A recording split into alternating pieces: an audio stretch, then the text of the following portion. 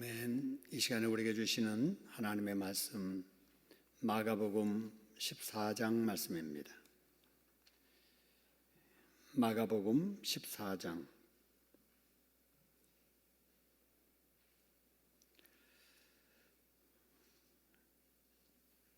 1절부터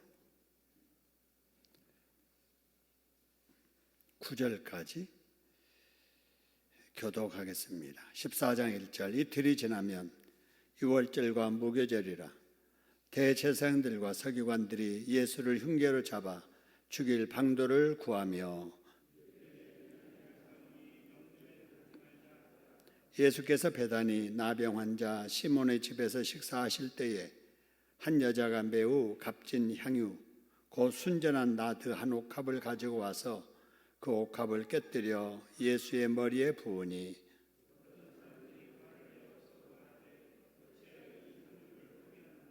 이 향유를 300데나리온 이상에 팔아 가난한 자들에게 줄 수 있었겠도다 하며 그 여자를 책망하는지라.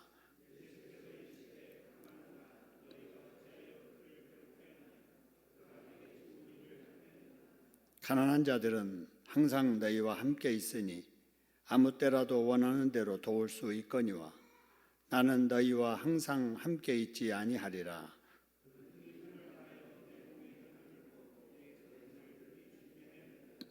내가 진실로 너희에게 이르노니 온 천하에 어디서든지 복음이 전파되는 곳에는 이 여자가 행한 일도 말하여 그를 기념하리라 하시니라. 아멘. 아멘. 여러분 반갑습니다.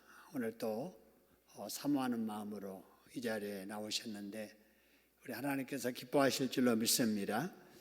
우리가 지금 종려 주일을 지나고 지금 고난주간을 같이 보내고 있는데 오늘은 어떤 날인가 오늘 본문에서 보겠습니다. 1절 말씀 보니까 여러분 이런 말씀이 있죠.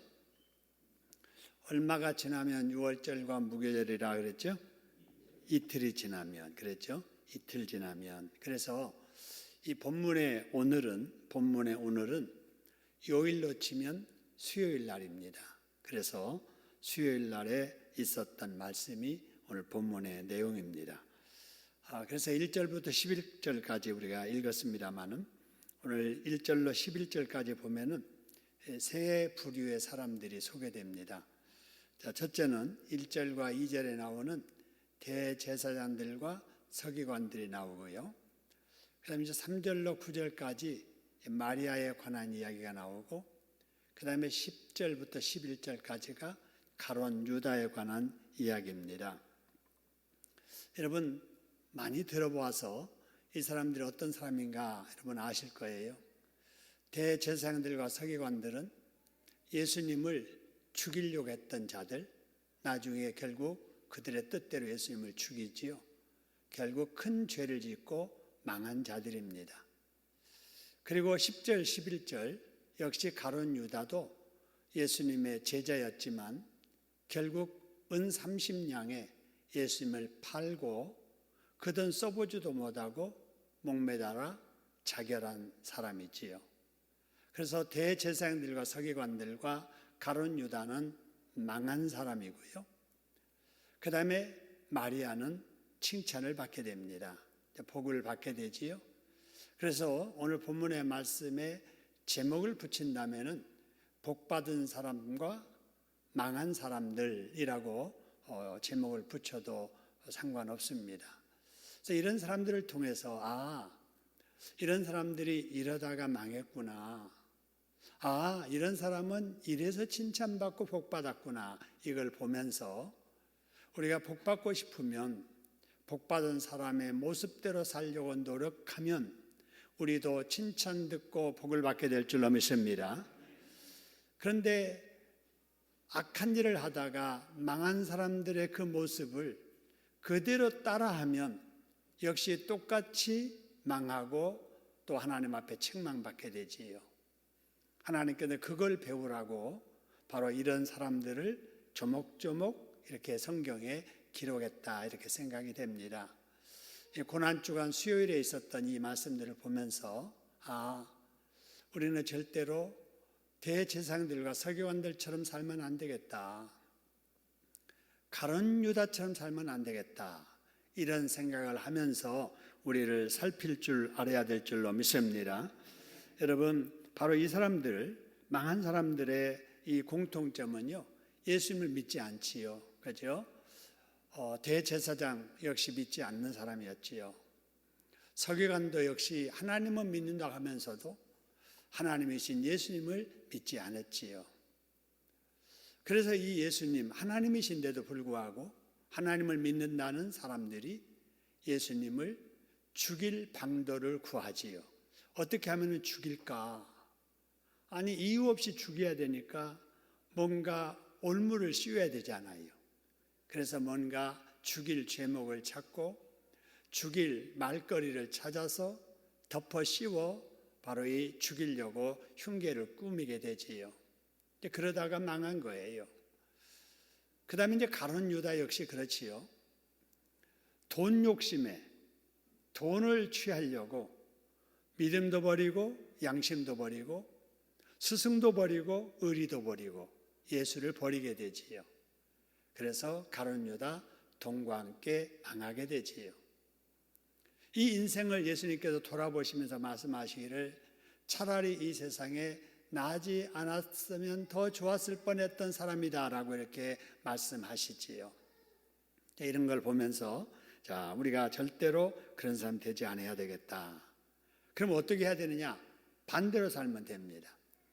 서기관과 이 바리새인들, 이 제사장들이 예수를 믿지 않았다면은 우리는 예수님을 어떻게 하면 되는 거예요? 믿으면 되는 거죠. 그들은 안 믿다가 망했다면 우리가 망하지 않으려면은 예수님을 뭐 해야 되는 거예요? 믿으면 되는 거예요. 믿으면. 그죠? 바로 이들이 예수님 죽일 방도를 구했다면은 우리는 살릴 방도를 늘 궁리해야 될 줄로 믿습니다. 정치를 해도 살리는 정치해야 되지요. 말을 해도 살리는 말을 해야 되잖아요.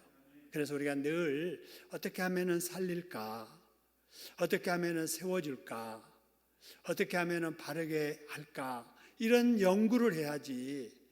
바로 죽일 방도 하니까 자기가 죽는 거예요. 그죠?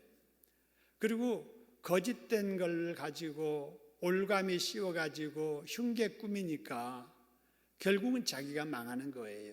우리는 혹이라도 오해하는 일이 있으면은 이해하려고 애써야 되고 우리가 용서하고 풀어주고 축복해주면서 살아야 될 줄로 믿습니다.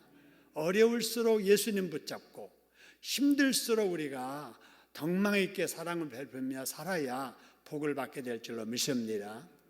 그 다음에 돈을 쥐려고 믿음 버리고 양심 버릴 때 돈도 잃고 다 잃는 거예요. 여러분, 우리는 돈보다 주님을 더 우선해야 될 줄로 믿습니다. 요새 여러분 사회에 일어나는 여러 가지 가슴 아픈 일들 보세요. 다 돈과 연결되어 있잖아요. 다 돈. 그 돈이 뭐라고? 다 돈 때문에 바로 양심 버리고 의리 버리고 배신하고 그러면서 망하게 되지요. 그래서 망한 사람들을 보면 따라하지 말고 우리가 반대로 살면 그들은 망했어도 우리는 그들을 통해서 복받는 우리가 되게 될 줄로 믿습니다. 여기까지 새벽에 말씀을 드렸고요. 이제 오늘 저녁에 말씀드릴 거는 바로 3절부터 나와 있는 마리아에 관한 이야기입니다. 여러분 3절 먼저 보면은요. 여러분 이런 말씀이 있죠. 3절에 예수께서 베다니 나병 환자 시몬 집에서 뭐 하실 때 그래서요? 식사하실 때. 예수님께서 식사하셨다. 당연하지요. 식사하셔야 되잖아요. 근데 제가 주일학교 교사했을 때 주일학생이 저한테 와서 선생님 한 가지 물어볼 게 있어요. 뭔데? 그랬더니 저한테 가만히 그러는 거예요. 목사님도 화장실 가요? 그러는 거예요. 목사님 화장실 갔다가 나오는 걸 보고 주일학생이 목사님은 화장실도 안 가는 걸로 생각을 했던가 봐요.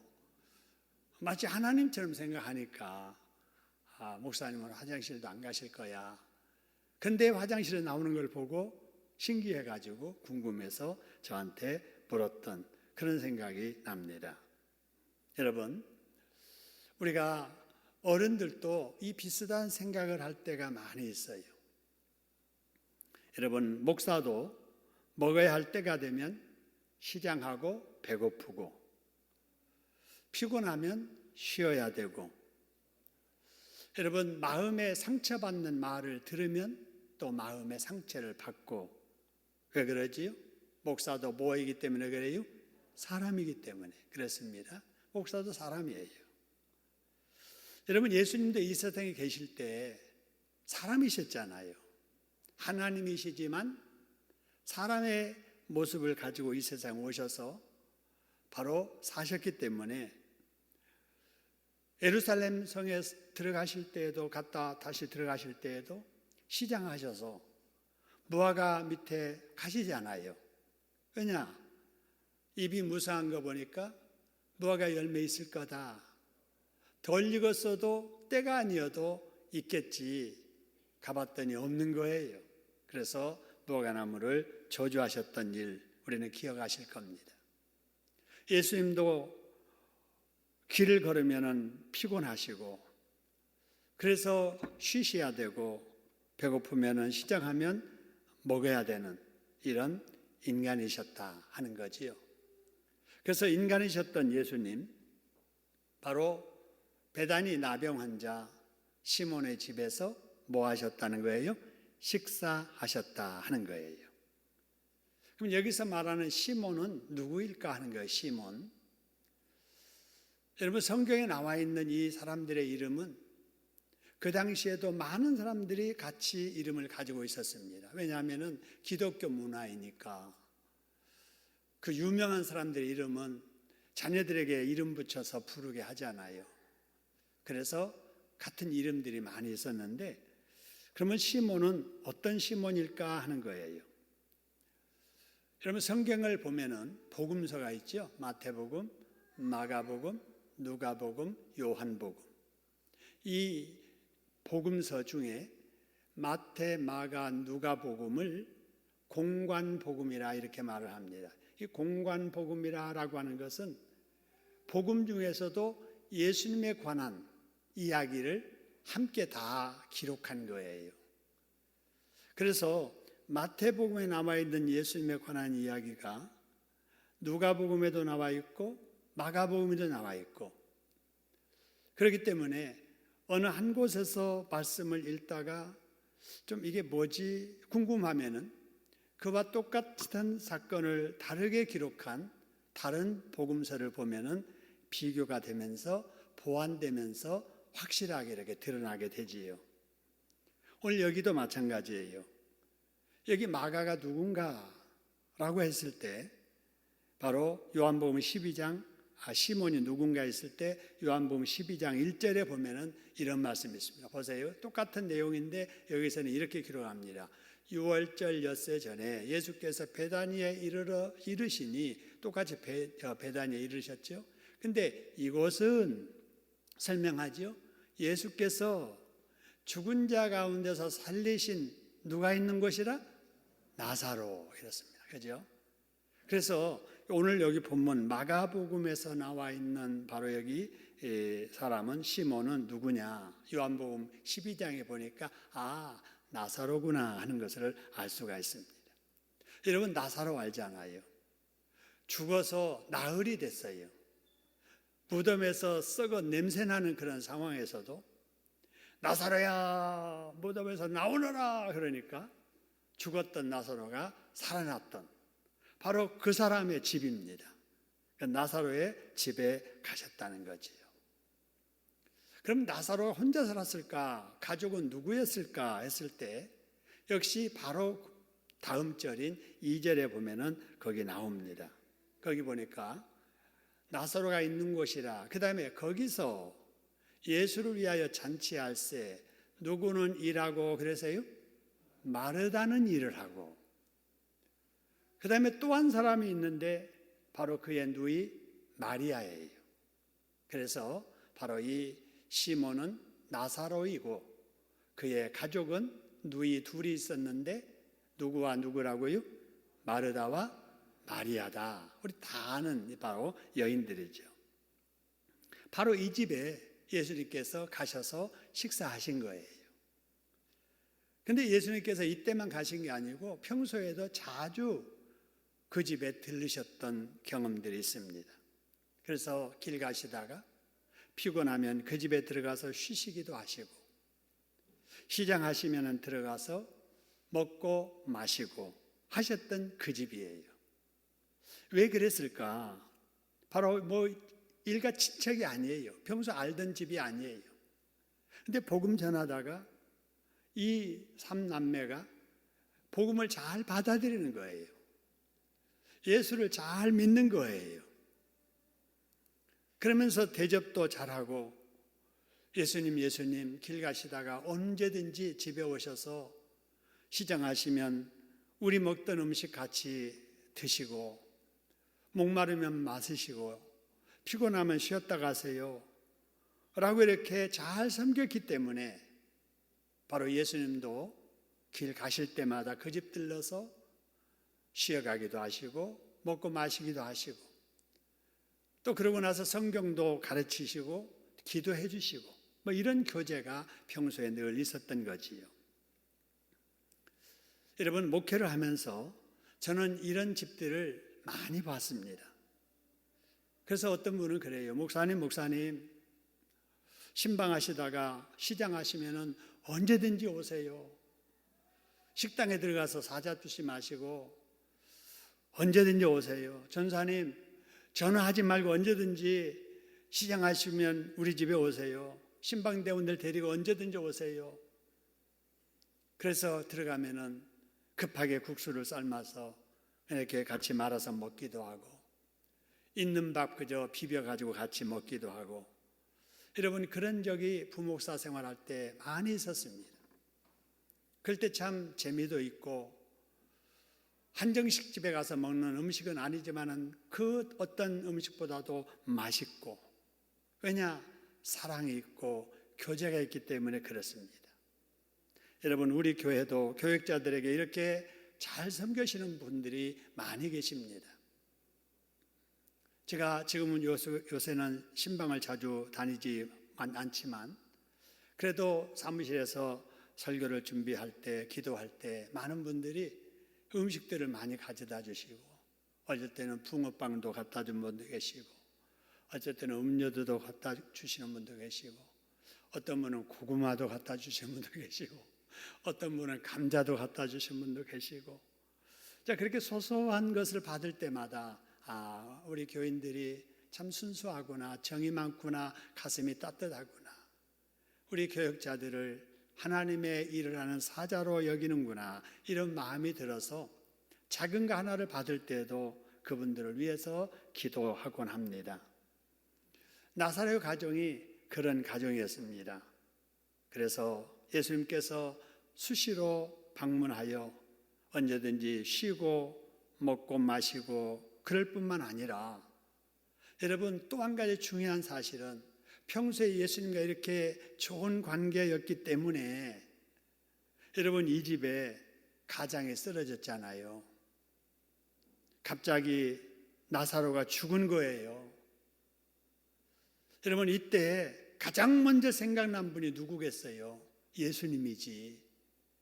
그래서 마리아와 마르다가 사람을 급히 보내서 그 예수님 빨리 오시라고 신방을 요청했고, 예수님은 그 집에 가셔서 죽은 그 집의 가장 나사로를 살려주신 겁니다. 할렐루야. 여러분, 평소에 이렇게 예수님과 좋은 관계로 지나니까 위급할 때에도 그 예수님이 그 집에 죽음의 문제를 해결해 주시잖아요. 이 아름다운 신앙을 우리도 본받아서 우리도 눈에 보이는 바로 이 교회 공동체 속에서 서로 위해주고 섬겨주고 사랑해주고 아껴주고 편히 교제하고 가슴을 따뜻함을 같이 나눌 수 있는 이런 복된 저와 여러분 될 수 있기를 주님의 이름으로 축원합니다. 자, 그 다음에 2절입니다. 2절에 보면은 이 가족들이 이날 아주 특별한 일을 하고 있었습니다. 무슨 일을 하고 있었는가 보세요. 거기서 그 집에서 예수를 위하여 뭐 할세 그랬어요? 잔치하는 거예요. 잔치.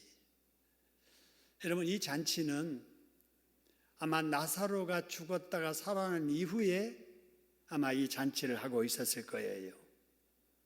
근데 이 가족들이 예수님을 위해서 잔치 벌이면서 하는 모습들을 한번 살펴보시기 바랍니다. 자, 그 모습이 아까 말씀드렸던 요한복음 12장 2절에 나오는데요. 보세요. 거기서 예수를 위하여 잔치할 때 마르다는 뭐 하고 그랬어요? 일하고. 무슨 일 하냐면요, 음식 준비하는 거예요. 상추도 씻고 고기도 볶고 나물도 만들고 밥도 하고 국도 끓이고 왔다 갔다 하면서 그냥 열심히 일하고 있는 거예요. 그 다음에 나사로는 뭐 하는가 보세요. 나사로는 뭐 하고 그래서요? 예수와 함께 앉은 자 중에 있더라. 아니, 예수님 모셔다 놓고 세 식구가 다 돌아다니면은 그냥 혼자 앉아있기 그렇잖아요. 그래서 마리아는 음식 준비하고 나사로는 예수님 옆에서 대화 나누고 이러고 있는 거예요. 그럼 마리아는 뭐 했을까? 그 마리아는 누가복음 11장에 이런 말씀이 있습니다. 여러분, 누가복음 11장 38절, 아까 말씀드린 대로 같은 복음서인데 같은 장면, 같은 사건을 소개해도 좀 다르게 이렇게 소개하는 부분들이 있거든요. 그래서 누가복음의 이 사건은 이렇게 말하는 거예요. 그들이 갈 때에 예수께서 한 마을에 들어가셨다. 마르다라 이름하는 한 여자가 자기 집으로 영접했다. 그에게 마리아라고 하는 동생도 있었다. 근데 그 마리아는 뭐 했는가 보세요. 주의 발치에 앉아 그의 뭘 했다고 그랬어요? 말씀을 듣더니 그랬어요. 근데 마르다는 뭐 하는 거예요? 준비하는 일이 많아서 뭐 한지라? 마음이 분주한 거예요. 손님 모셔다 놓고 좀 도와줘야 되는데 여러분, 동생은 도와주지도 않고 예수님 발밑에 앉아가지고 예수님하고 이야기만 하고 있는 거예요. 그러니까 세 식구가 나사로는 예수님과 대면하여 대화 나누고, 그 다음에 마르다는 열심히 음식 준비하고, 마리아는 말씀 듣고 이렇게 하고 있는 거예요. 그래서 나중에 이 마르다가 하도 화가 나서 예수님, 마리아에게 좀 책망 좀 해주세요. 아니, 바쁠 때 가서 언니 좀 도와주라고 좀 말씀해 주세요. 이러는 거예요. 예수님께서 마리아도 좋은 일 하는 거다.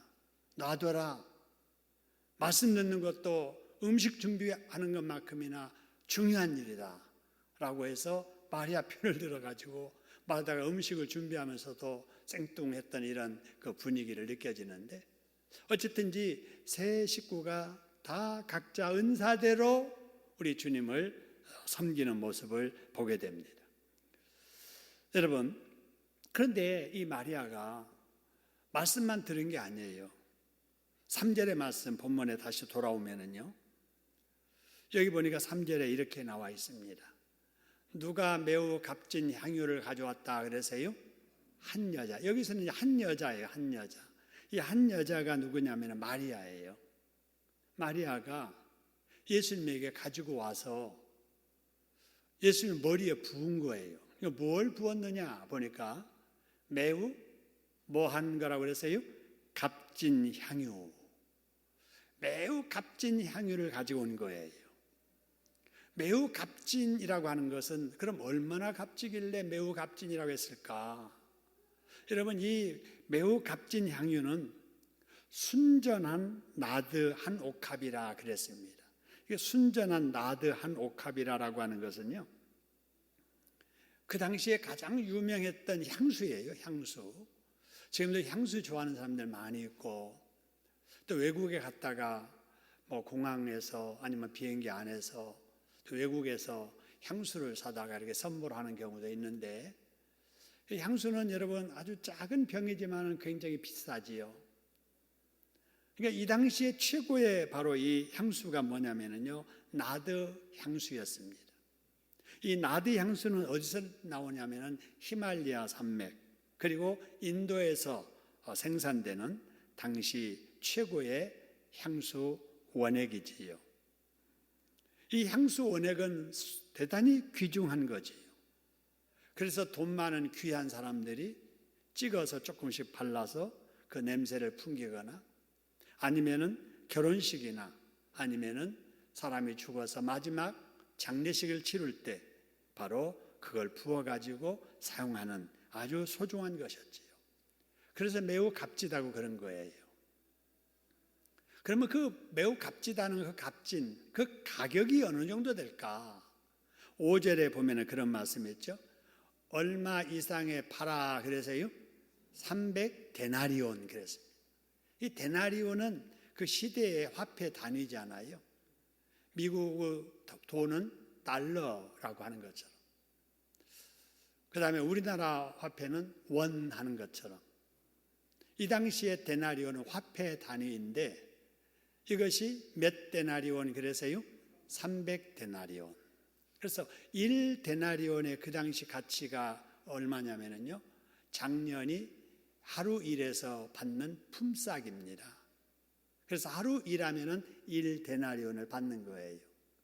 근데 이게 이제 300데나리온이라 했을 때 휴일 빼고 명절 빼고 이 건장한 남자의 1년 연봉입니다. 그러니까 오늘날 여러분 그래도 웬만한 남자들 기술 조금 있고 하면은 일당 10만 원 받는다 생각하고, 여러분 300을 곱하게 되면은 3천만 원이 됩니다.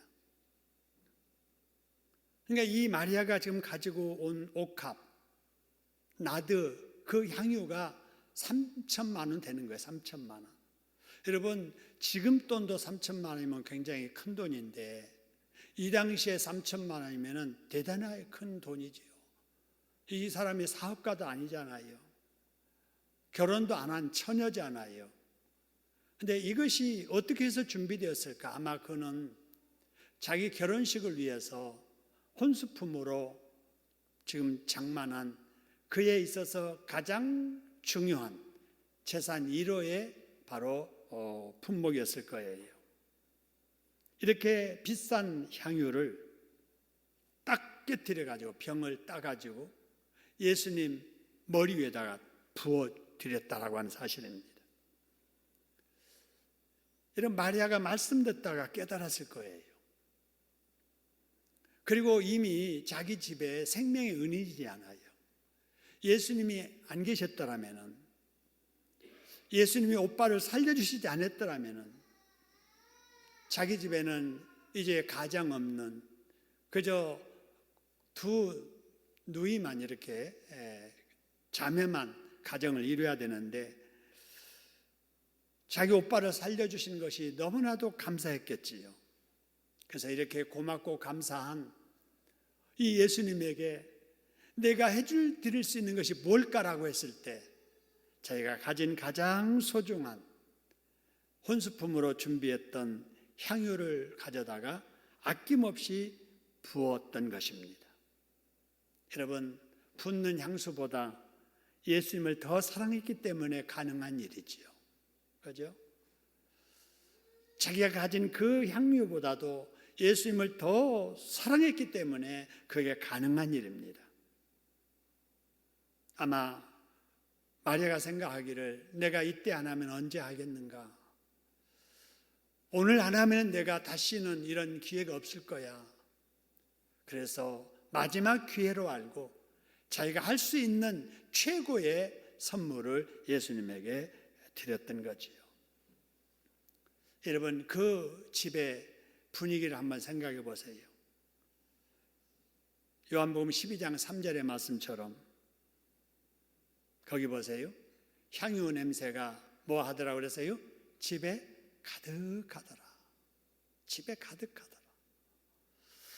여러분, 반찬 준비하느라고 생선 굽느라고 여러 가지 잡냄새 났던 집안, 그 모든 것이 싹 사라지면서 바로 향기로운 냄새로 그 집이 가득했을 겁니다. 그걸 보면서 동생이 그렇게 하는 것을 보던 나사로도 흐뭇했을 거예요. 마르다도 동생이 하는 대견한 일을 보면서 흐뭇했을 거예요. 예수님도 생전 처음으로 그런 일을 겪으면서 기쁘셨겠지요. 그런데 그 모습을 보고 아주 불쾌하게 여기면서 도리어 화를 내는 사람이 있었습니다. 여러분, 그가 누구였는가? 4절 5절 보시기 바랍니다. 4절 5절. 화를 내어 서로 말하되 어찌하여 이 향유를 허비하는가? 여러분, 누가 그랬다고 그러세요? 어떤 사람들이. 여러분, 여기 본문을 아무리 읽어봐도 누가 그랬다는 것이 안 나와요. 그냥 어떤 사람이에요, 어떤 사람. 여러분, 이 사람 가만히 보세요. 자기는 그렇게 하지 않으면서 남이 하는 것을 보고 화내는 거예요. 아니, 자기가 하면 됐지. 아니, 자기가 못하면서 남 하는 걸 보면서 왜 화를 내요? 자기 것도 아닌데. 근데 화를 내는 거예요. 섬기는 것을 보고 화내는 거예요. 그러면서 맨 마지막에 보세요. 그 여자를 뭐 하느니라고 그랬어요? 책망까지 하는 거예요. 왜 그렇게 귀한 것을 그런데 허비하느냐? 이러면서 책망까지 하는 거예요. 이 사람이 누구인지 분명치 않습니다. 그런데 요한복음 12장 4절 5절에 보면은 그 사람이 나옵니다. 보세요. 제자 중 하나로서 예수를 잡아줄 누가 말하되 그러세요?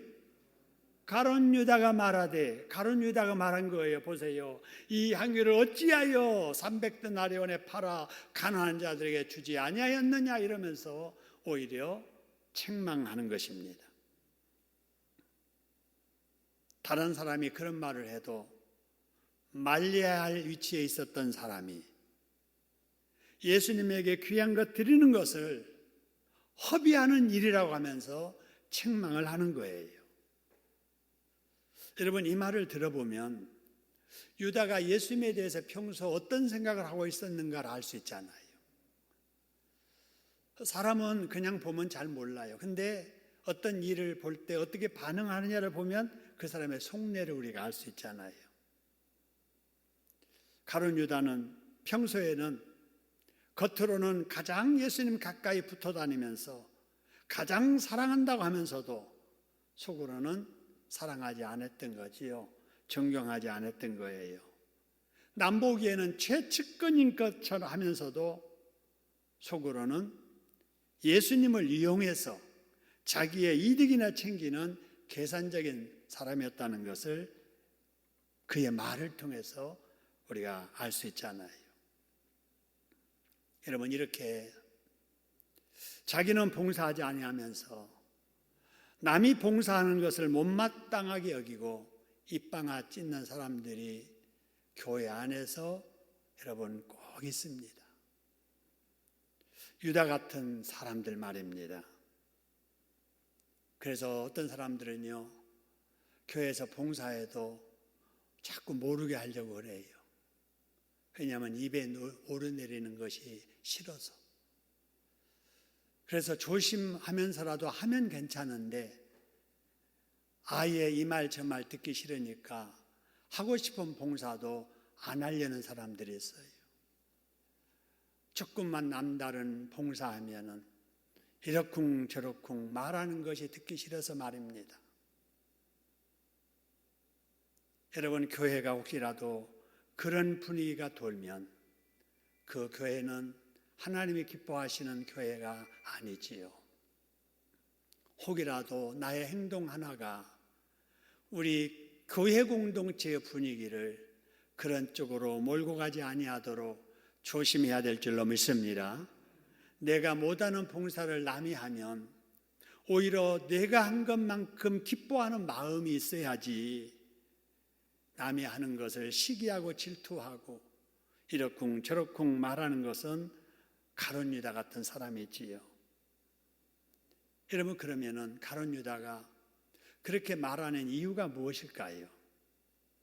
정말 가난한 사람을 구제하고 싶은 그런 마음이어서 그런 말을 했을까요? 그의 속내를 알기 위해서 요한복음 12장 6절을 한번 가보시기 바랍니다. 거기에는 정확하게 이렇게 말합니다. 이렇게 말함은 가난한 자들을 생각함이 아니요. 그 다음에 뭐라고 그랬어요? 그는 뭐라?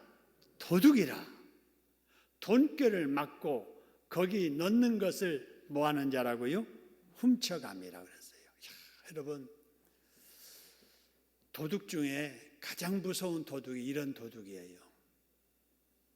하나님의 일을 한다고 하면서 하나님의 돈에 손대는 사람 말입니다. 간이 부은 사람이죠. 그죠? 아니, 남의 것을 막 훔치고 어디 뭐 담 넘어가서 남의 것을 가져오고 그래서도 안 되지만 그보다도 더한 도둑놈이 하나님의 돈께에 손 넣는 도둑이라는 사실입니다.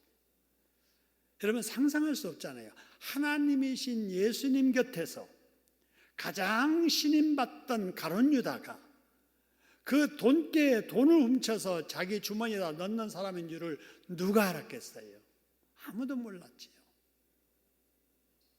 그런데 하나님은 다 들춰내시잖아요. 이렇게 말하는 자는 바로 가룟 유다고, 그렇게 말하는 이유는 도둑놈 심보를 가지고 있어서 그렇다 하는 거예요. 무슨 말입니까? 이 마리아가 저거 내게 가져와서 아니면 팔아서 돈 가지고 나한테 가져왔으면은 내가 그 돈 관리하면서 구제하고 돈 쓰면서 떨어지는 고물이라도 챙길 텐데 그러지 못해서 화가 난 거예요. 심통이 난 거예요. 여러분, 그렇다면 이런 일을 보면서 그 가룟 유다만 우리가 못된 사람이라고 말할 것이 아니라 항상 나는 그렇지 않는가? 나는 어떤가? 100분의 1의 그 비슷한 모습이라도 내게는 없는가를 살피면서 나를 돌아봐야 될 줄로 믿습니다. 비난만 하지 말고 그런 비슷한 모습이 내게는 없는가를 살펴야 됩니다. 누가 평하기 전에 내가 자신을 스스로 점검해야 하나님 앞에 책망이 아닌 칭찬과 복을 받게 될 줄로 믿습니다. 여러분, 아까도 말씀드렸습니다만 남이 헌신하고 봉사할 때 반응하는 것을 보면 그 사람의 신앙 정도가 드러납니다. 여러분, 그렇기 때문에 내가 못하는 다른 특별한 섬김이나 봉사하는 것을 볼 때 어떤 생각을 해야 되느냐? 말을 이렇게 해야 돼요. 자, 어떻게 해야 되는가? 다른 사람이 헌신하고 봉사할 때 뭐 어떻게 해야 되는가? 우리 같이 한번 읽읍시다. 시작. 참 잘했습니다. 그 다음에요, 부럽습니다. 그 다음에요, 나도 그렇게 하고 싶습니다. 그 다음에요, 내가 한 것처럼 기쁩니다. 그 다음에요, 나도 다음에 그렇게 할 겁니다. 옆에 사람에게요, 우리도 그렇게 합시다. 할렐루야. 그래야지 딴소리 하면 안 된다 그 말입니다. 헤이, 지가 뭐라고 이러면서 자꾸 빈정대고 깎아내리고 막 그렇게 하는 것이 자기 뭐 하려고 하는 것이지 막 이러면서, 그러면 자꾸 이러면 안 돼요. 내가 못하는 일, 다른 사람이 특별하게 헌금하고 특별한 일로 봉사하고 특별한 일로 섬길 때 아이고, 내가 한 것처럼 나 너무 기뻐. 참 잘했어. 우리도 그렇게 합시다. 이래야지. 그를 자꾸 입에 오르내리면서 나쁘게 말해가지고 한 사람이 오히려 시험 들게 마음 상하게 하면 그 사람이 오늘날 가룟 유다지 누구겠습니까? 여러분, 이 말 여러분 꼭 기억해서 우리 생활 속에 꼭 사용할 수 있기를 소원합니다. 그러기 위해서 한 번 더 하겠어요. 자, 어떻게 하냐면요, 참 잘했습니다 그러지 말고 참 잘했습니다, 부럽습니다, 감정을 좀 넣어가지고 한번 해봐요. 여러분, 내가 하지 못하는 다른 사람이 특별한 헌신과 봉사를 했을 때 어떻게 해야 된다고요? 참 잘했습니다. 또요? 부럽습니다. 또요? 나도 그렇게 하고 싶습니다. 내가 한 것처럼 기쁩니다. 나도 다음에 그렇게 할 겁니다. 우리도 그렇게 합시다. 할렐루야. 여러분, 꼭 그러셔서 한 사람이 하나님이 아셔서 기쁘지만 옆에서 그렇게 내가 한 것처럼 기뻐해 주는 사람 때문에 더 하고 싶은 마음이 들도록 해야 될 줄로 믿습니다. 그래야지 하고도 시험 들고 하고 나면 입에 오르내리고, 그러니까 숨어서 하려고 하고 숨어서도 하다가 아예 그냥 안 하고, 이런 분위기 되면은 안 된다라는 생각을 합니다. 자, 그러면은 자, 마리아가 그렇게 할 때 가룟 유다는 그랬다 치고, 그럼 예수님 당사자는 어떻게 생각하셨을까 하는 거예요. 여러분, 예수님 내일이면은 지금 붙들려 가고 십자가에 못 박아 죽일 바로 그 날이에요. 6절에 보니까 이런 말씀했어요. 예수께서 이르시되 뭐라고 그러세요? 가만두라, 가만두라. 어찌하여 너희가 그를 뭐 하느냐 그러세요? 괴롭게 하느냐. 여러분, 봉사하는 사람을 괴롭게 하면 안 되잖아요. 아까처럼 칭찬해주고 격려해주고 고맙게 여겨주고, 내 대신 한 것처럼 고맙게 여겨주고 그래야지. 아니, 괴롭히면 안 되잖아요. 그러면서 예수님께서 말씀하세요. 그가 나에게 무슨 일을 하였느니라고요? 좋은 일을 한 것이다. 아니, 예수님은 좋다고 하는데 가룟 유다는 싫다고 하는 거예요. 그 잘못된 거잖아요.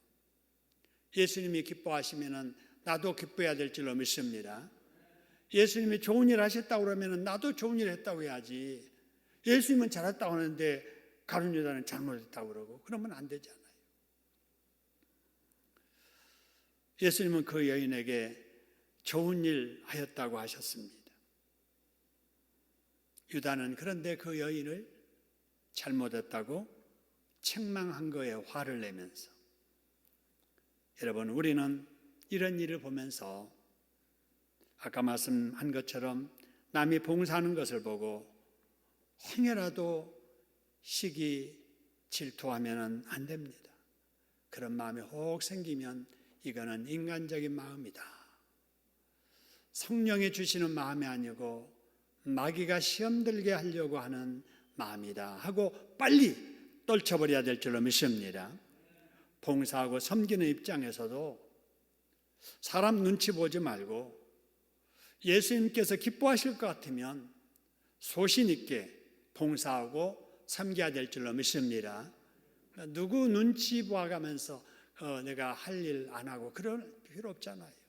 주님이 기뻐하시고 또 내가 마땅히 해야 될 일이라고 생각하면은 누가 뭐라고 하든 소신 있게 할 수 있는 이런 마음이 있어야지.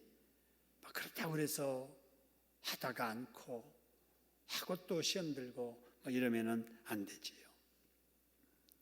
자, 이어서 예수님께서 말씀하십니다. 7절입니다. 뭐라고 말씀하셨는지 보세요. 가난한 자들에 대한 이야기를 합니다. 그러니까 아까 가룟 유다가 그랬잖아요. 아니, 그거 팔아서 가난한 자한테 구제하면 될 텐데 왜 그것을 허비하느냐. 예수님께 드리는 것을 허비로 생각하는 생각, 여러분, 이런 생각 고쳐야 돼요. 하나님 앞에 드리는 헌금을 우리 집에서는 손해로 생각하는, 이리 생각하니까 헌금 못하는 거예요. 여러분, 하나님께 드리는 것은 허비가 아니고 저축인 줄로 믿습니다. 저축하는 거예요. 주님을 위해서, 교회를 위해서, 주의 사자를 위해서 하는 일들은 다 허비가 아니죠. 그러니까 믿음 없는 사람은 허비로 보는 거예요. 왜 그렇게 낭비하느냐? 왜 그렇게 허비하느냐? 손해볼 짓을 왜 하느냐. 믿음 없으니까 다 그렇게 생각되는 거죠. 그러나 하나님을 위해서, 교회를 위해서 하는 일들은 바로 허비가 아니고 투자요, 축복의 씨앗을 뿌리는, 심는 일인 줄로 믿습니다. 자, 그 다음에 이제 가난한 자들에 대한 이야기. 그래서 어떻게 보면은 예수님은 그럼 가난한 자 구제하는 것을 싫어하시는가 이렇게 생각할 수도 있잖아요. 그래서 예수님께서 말씀하시는 거예요. 가난한 자들은 항상 너희와 함께 있으니 아무 때라도 원하는 대로 도울 수 있을 것이다. 그러나 나는 너희와 항상 함께 있지 아니하느니라. 예수님은 다 아시잖아요. 내일 모레면 십자가에 죽으시잖아요. 마지막인 거예요. 오늘 이 말씀은 가난한 자도 도우며 살고 예수님도 섬기라는 거예요. 우리는 하나님을 섬긴다고 이웃을 소외하면 안 돼요. 하나님도 섬기고 이웃도 섬겨야 될 줄로 믿습니다. 그런데 먼저 할 일과 나중에 해야 될 일이 있다 그 말이에요.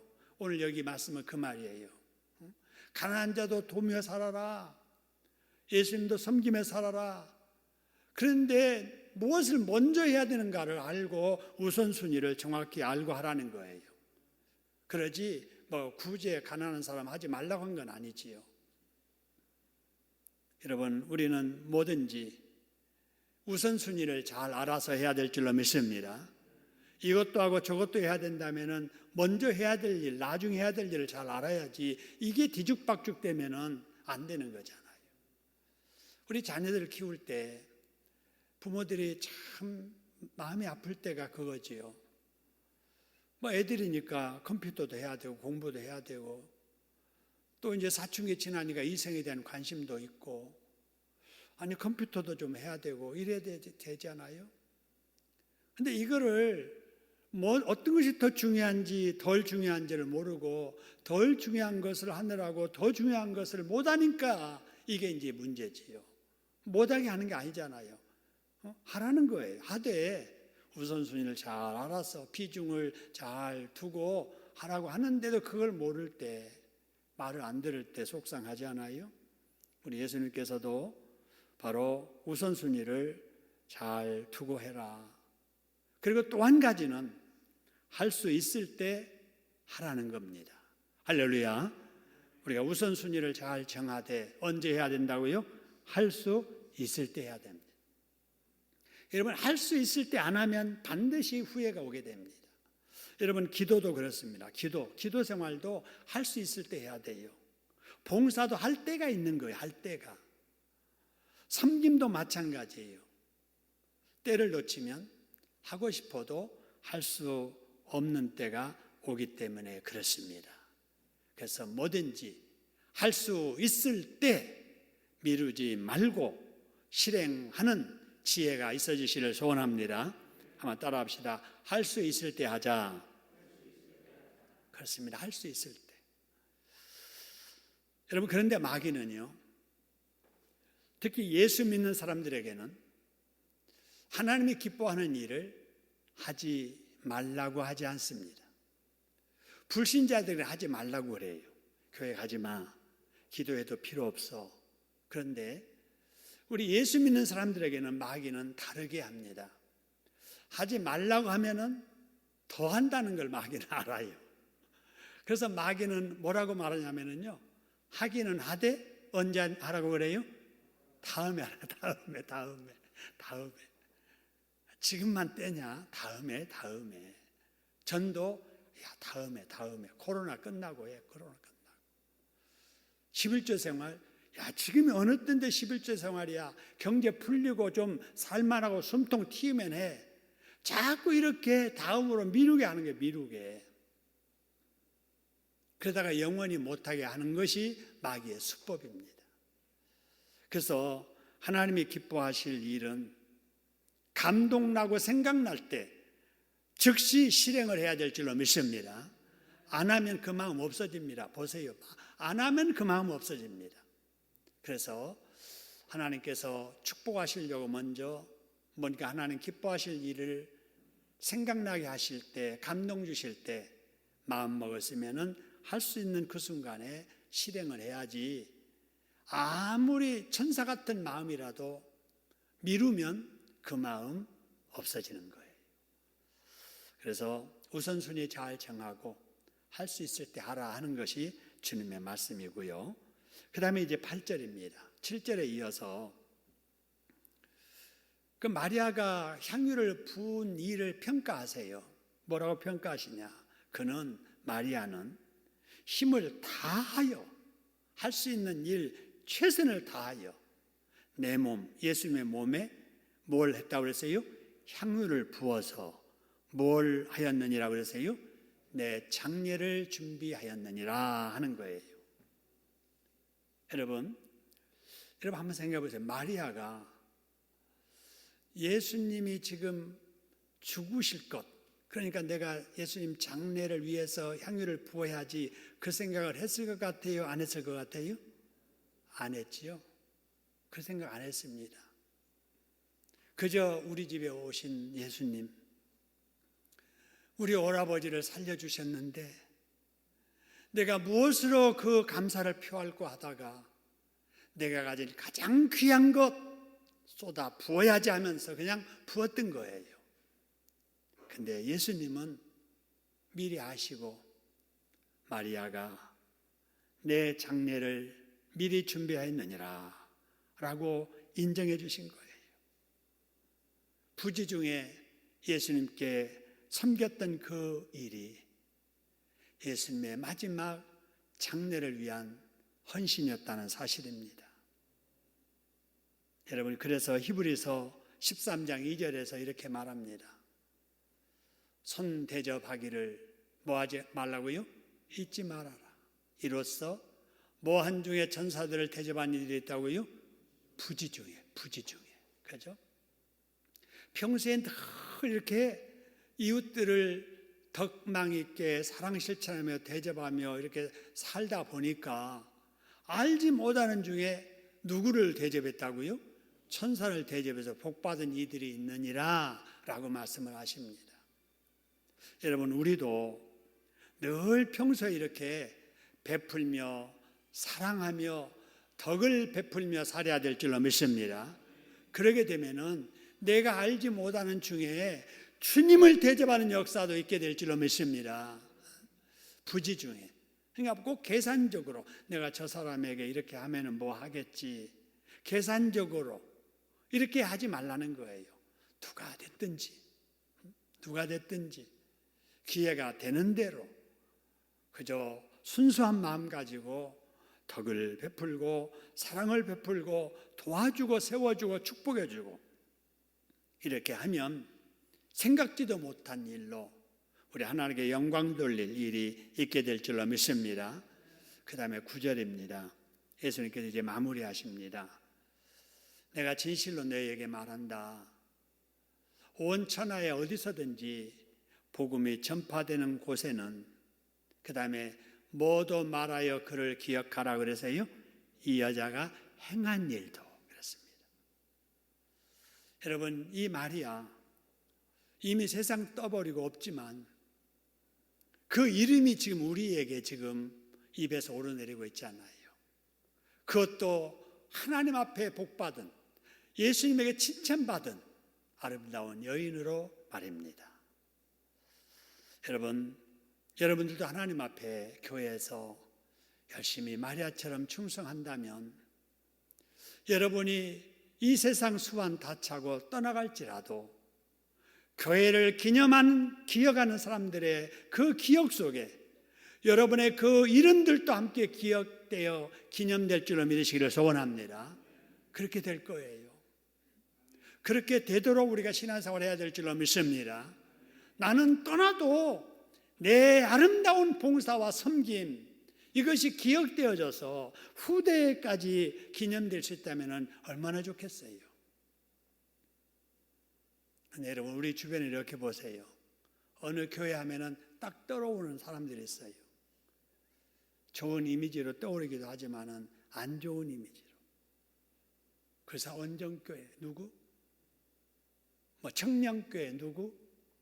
딱 떠오르면서 좋은 이미지가 아닌 어떤 사람. 여러분 이거는 슬픈 일이지요. 신청동교회 하면은 누구? 그렇게 충성했던 사람. 목사님을 잘 받들어 섬겼던 그 장로님, 그 집사님. 여러분 이렇게 기억된다면 얼마나 좋겠어요. 저와 여러분이 여러분 그렇게 기억되는 축복을 받으시기를 주님의 이름으로 축원합니다. 여러분 이 일이 요한복음 11장 1절에 나오는데요. 11장 보세요. 1절에 보니까 이렇게 말합니다. 어떤 병자가 있으니 이는 베다니에 사는 나사로라 그랬어요. 근데 보세요. 누가 사는 바로 그 동네라고 했냐면요. 이는 마리아와 그 자매 누구의 마을이에요? 마르다의 마을 베다니. 근데 베다니라고만 해도 되잖아요. 베다니의 나사로라 이렇게 해도 되는데 여러분 이 베다니를 설명하면서 누구 이름이 나오는가 보세요. 이는 누구와 누구요? 마리아와 그 자매 마르다의 마을이에요. 마르다의 마을. 마리아의 마을, 마르다의 마을. 베다니가 이름이 바뀌게 됩니다. 나중에. 여러분 누구 때문에 그래요? 바로 이 마리아 때문에. 마리아가 왜요? 예수님께 남다른 헌신했잖아요. 예수님께서 그것을 기념하러 가셨잖아요. 그래서 이후로 베다니를 소개할 때마다 항상 마리아 이름이 따라오는 거예요. 우리 하나님 앞에 충성하면 하나님은 그 헌신과 땀 잊지 않고 다 기억하여 기념하게 하심을 믿으시기를 소원합니다. 우리 하나님은 결코 작은 헌신도 희생도 잊지 않으시는 분이십니다. 우리 예수님은 모든 수고를 다 인정해 주시는 분이십니다. 할렐루야. 아름다운 헌신을 기념하시는 분이십니다. 그리고 갚으시되 상으로 갚으시고 복으로 갚아주십니다. 할렐루야. 우리 한번 영상 나와 있는데 한번 읽어보시죠. 같이 한번 읽겠습니다. 예수님은 남다르게 헌신하고 섬기는 사람들의 수고를 잊지 않으시는 분이시다. 인정해 주시는 분이시다. 기념하게 하시는 분이시다. 상으로 갚아주시는 분이시다. 할렐루야. 우리도 살아있는 동안 마리아처럼 할 수 있을 때 네 가진 것으로 우리 주님을 하나님을 섬기며 살아야 될 줄로 믿습니다. 그래서 마리아처럼 칭찬받고 복받는 그리고 코로나19를 잘 극복하는 저와 여러분 될 수 있기를 주님의 이름으로 축원합니다. 우리 한번 기도하시죠. 오늘도 주신 말씀 생각하면서 그렇습니다. 하나님 이렇게 살겠습니다. 이렇게 살게 해주세요. 마리아처럼 살게 해주세요. 우리 통성으로 하나님 앞에 기도하겠습니다. 거룩하신 하나님 아버지 감사합니다. 아버지 저희들을 사랑해 주시고 은혜 가운데 지켜주셔서 감사합니다. 오늘도 주신 말씀 가슴에 잘 간직하고 주 앞에 지금 헌신하고 힘을 다해 헌신했던 마리아와 같이 하나님 아버지 우리도 주님 앞에 그렇게 헌신하며 나가기를 소망합니다. 하나님 앞에 우리의 모든 것들을 온전히 드릴 수 있고 지금 할 수 있는 저희들 되어질 수 있도록 주님 도와주셨고 인도하여 주옵소서. 그래야 할 때 하나님 아버지께서 우리를 기억해 주시고 우리들의 삶을 돌보시며 하나님 아버지 인도하신 분이신 줄 믿습니다. 또한 하나님 남이 선행을 할 때에 또 섬김을 볼 때에 잘했다 말해주고 부럽다고 말해주고 또 함께 하자고 얘기할 수 있는 저희 모든 시장로 가족들 되어질 수 있도록 주님 도와 주옵소서. 함께 해주심을 감사합니다. 하나님 아버지 코로나19 때문에 여러 가지 불편하고 제약을 많이 받는 중에도 이렇게 모여서 하나님 앞에 예배 드리는 것이 소중한 줄로 알아서 복인 줄로 알아서 이 밤에도 이렇게 주님의 이름으로 모여서 함께 찬양하고 말씀 듣고 기도하게 해주시니 감사합니다. 아버지 평소에 알지 못했던 일상의 모든 것들이 우리에게 축복이었음을 깨닫게 해주시니 감사합니다. 아버지 우리가 누리고 있는 이 모든 것이 주님의 은혜요 축복인 줄로 알고 아버지 자유가 주어지고 우리에게 기회가 주어졌을 때 더 열심히 모여서 말씀 나누고 열심히 기도하고 은혜 받고 성령 충만 받아서 나가서 많은 사람들을 아버지 주께로 인도하는 이 사역 잘 감당하도록 도와주시옵소서. 고난 주간을 지나고 있습니다. 아버지 경건하게 말씀 보고 기도하면서 주님의 가신 길을 같이 걸어가게 하시고 우리 예수님께서 십자가에 죽으실 때 우리도 죄에 대해서 함께 죽게 하여 주시옵소서. 그러다가 예수님이 부활하시는 날 우리도 부활해서 아버지 변화되어져서 아버지 절망이 소망으로 바뀌고 어둠이 빛으로 바뀌며 두려움이 평강으로 아버지 코로나19가 다 물러가는 변화되는 새날을 맞도록 하나님 역사하여 주시옵소서. 그렇게 하실 예수님의 이름으로 감사기도 드립니다. 아멘. 은혜 주신 우리 하나님께 박수로 감사하겠습니다. 감사합니다. 네, 지금 고난주간을 보내고 있습니다. 우리 새벽기도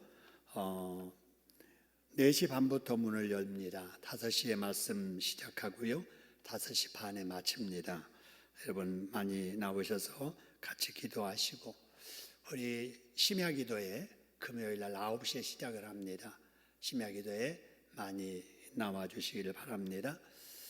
그리고 지금 계속해서 우리 사회적 거리두기 연장되어 가고 있습니다. 우리가 해야 될 일은 계속 지금처럼 하면 됩니다. 아마 한두 주간 지나게 되면은 워낙에는 생활 방역으로 이렇게 전환이 되어져서 이제 그러다가 또 완전하게 코로나19로부터 자유하게 되는 우리나라가 될 줄로 믿습니다. 그러기 위해서 기도해 주시고 우리 개개인이 또 해야 될 일 최선을 다해서 지켜주시길 바랍니다. 코로나19가 끝나더라도 우리 개인 지금까지 해왔던 건강을 위한 수칙들은 계속 지켜가야 되겠지요. 또 성경 천독 읽기 지금 계속하고 있는데 여러분 다 읽으시는 줄로 압니다. 열심히 읽어주시고 아마 어쩌면 코로나19 때문에 성경 읽는 시간들이 더 평소보다 많아서 1독만 아니라 2독, 3독씩 하시면 천독은 능히 넘으리라고 생각을 합니다. 여러분 꼭 성경 열심히 읽어주시기를 바랍니다. 감사드리고요. 우리 권영숙 권사님 10의 1조, 이일영 집사님, 김춘자 원사님 10의 1조, 그리고 선교원금 김춘영 원사님, 권영숙 권사님, 또 만나남터 더불어 살아경금 드리셨고요. 전지원 성도님 범사에 감사합니다. 동행해 주심 감사합니다. 조정원 집사님 부활절 감사헌금을 미리 내셨네요. 그리고 금식하시고 귀한 예물 드리셨습니다. 자, 봉헌하고 우리 구국기도 함께 드린 후에 축도로 마치겠습니다. 봉헌하겠습니다. 하나님 고맙습니다. 오늘 이 밤에도 저희의 시간을 드리고 몸을 드리고 마음을 드리며 하나님께서 감동 주신 사랑하는 성도들이 10의 1조와 더불어 살아가기 선교헌금, 감사헌금, 부활절 감사헌금, 금식기도 예물을 드립니다. 드린 자리 비어있지 않게 하시고 하나님께서 하늘문 여시고 심령의 은혜로 생활의 형통함으로 육신의 강건함으로 복의 복을 더하여 주시옵소서. 하나님 남은 주간도 경건하게 주님과 동행하는 저희들 되게 하여 주옵소서. 예수님의 이름으로 감사기도 드립니다. 아멘. 우리의 기도를 들어주시는 하나님 아버지, 이번 코로나 사태로 하나님의 영광이 가려지지 않게 해주시옵소서. 정상적인 예배와 자유로운 전도 환경이 속히 회복되게 해주시옵소서. 코로나19로부터 우리 대한민국과 우리 이웃들을 지켜주시옵소서. 코로나19로부터 우리 교회와 우리 가족들을 지켜주시옵소서. 코로나 사태를 극복하기 위해 수고하는 공직자들과 의료진들에게 힘을 주시옵소서. 코로나19에 감염되어 치료 중인 이웃들이 속히 회복되게 해주시옵소서. 코로나19보다 더 무서운 이단을 물리쳐 주시옵소서. 신천지 이단에 속은 형제들이 회개하고 바른 신앙을 갖게 해주시옵소서. 코로나 바이러스보다 더 무서운 죄 바이러스를 조심하게 해주시옵소서. 모든 성도가 경성해서 회개하고 주님과 동행하는 삶을 살게 해주시옵소서. 고쳐 낫게 해주시는 존귀하신 예수님의 이름으로 기도드립니다. 아멘. 우리 주님 예수 그리스도의 은혜와 우리 아버지 하나님의 크신 사랑하심과 성령님의 감동 감화 내재 충만 새롭게 하시고 치료케 하시는 역사하심이 고난주간 주님과 동행하며 말씀 보며 경건하게 기도하는 우리 교우들 위해와 우리 자녀들과 가족들 그리고 생업과 우리 교회 공동체와 대한민국과 온역의 재앙으로 고통받는 이 지구촌 위에 이제부터 영원토록 함께 있을지어다. 아멘.